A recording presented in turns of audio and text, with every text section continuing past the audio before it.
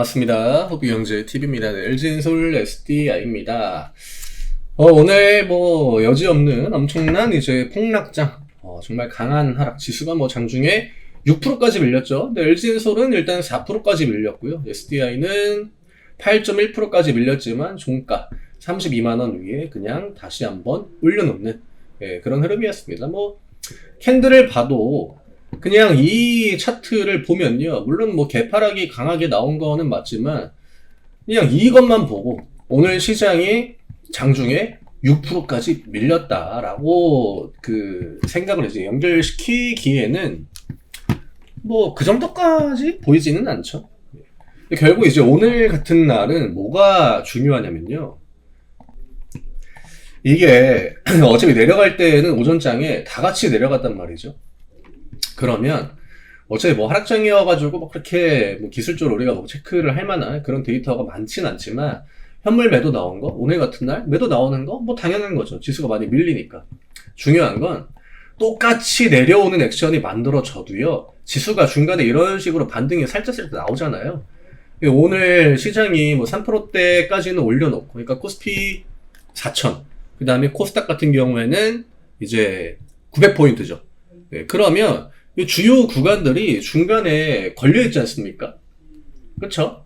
미선물은 그 정도, 그러니까 6%까지 빠질 정도 반응을 하진 않았어요. 일본 시장도 장중에 4%까지 내려갔다가 이제 반등을 보여준 건데, 지금 절반 넘게 일단 회복을 했거든요. 그러면 이 회복하는 구간에 이 아랫꼬리, 그러니까 내가 들고 있는 종목이 지수에, 이게 시장이 저점을 이렇게 찍고 오전장에 한 10시 반 정도의 저점을 찍었잖아요. 그 다음에 이제 야금야금 이런 식으로 이제 반등해가지고 절반 정도 메꾸고 끝난 건데, 이게 한 섹터가 이걸 다 올리진 않아요. 그 앞 구간은 반도체가 끌어올렸습니다. 삼전하이닉스 반등으로. 그 다음에 점심시간 되는 2차전지 반등이 조금 더 나왔죠. 오후장에는 다 같이 좀 올라오는 그런 흐름이었는데, 내가 들고 있는 종목이 이 흐름에 동참을 하는지 안 하는지 이것만 보면 됩니다. 어차피 시장이 하락으로 나온 명분해가지고 아침부터 마이클 버리니 뭐니 이렇게 AI는 거품이다. 그 마이클 버리 1분기에도 AI는 거품이다 해가지고 쇼쳤거든요. 2분기에 다시 롱 잡았습니다. 그러니까 이런 진짜 시장의 위기다운 위기는요, 저렇게 호들갑 떨면서 나오지 않아요. 진짜 우리가 모르게 찾아옵니다.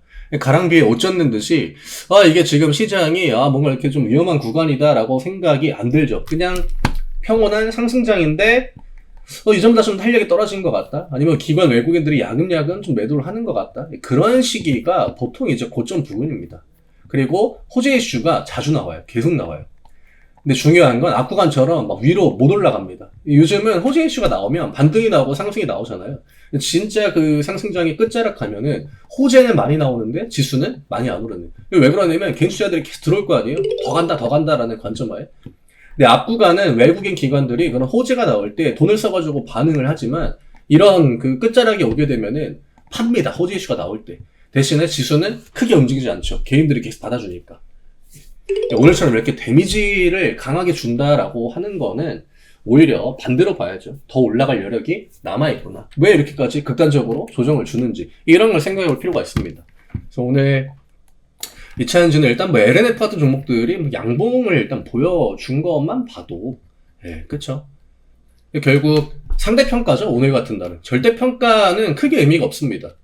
이게 종목에 따라서 누구는 많이 밀릴 수도 있고 적게 밀릴 수도 있겠지만, 결국 이런 식으로 반등이, 내가 들고 있는 이 종목이 지수의 흐름을 곧잘 따라가느냐, 아니면 지수의 반등을 만들어내는 섹터인가, 이런 것들이 중요합니다. 전체 섹터를 놓고 보면요, 이런 아랫꼬리가 안 나온 종목들이 많아요.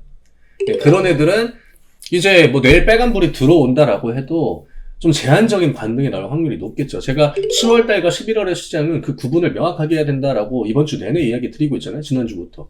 오늘 같은 날에도 그 기준이 굉장히 중요하다는 거. 그러면 2차전지는 상대적으로 오늘 좋은 방어력을 보여줬다. 가격에 대한 데미지도 크게 받지 않았습니다. 시장이 이렇게까지 밀렸는데, 지금 LG엔솔은 시장이 좋을 때 보여줬던 최근 저점 구간이 여기죠. 46만원 구간입니다. 근데 오늘 종가도 46만 4천원이에요. 어차피 46만 1,000원이든 2,000원이든 중요하지 않아요.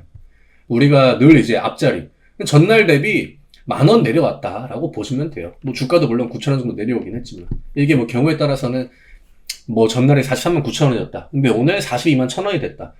그러면 이제 18,000원이 내려온 거지만 결과적으로는 그냥 만 원만큼의 데미지를 받았다라고 보시면 되고요.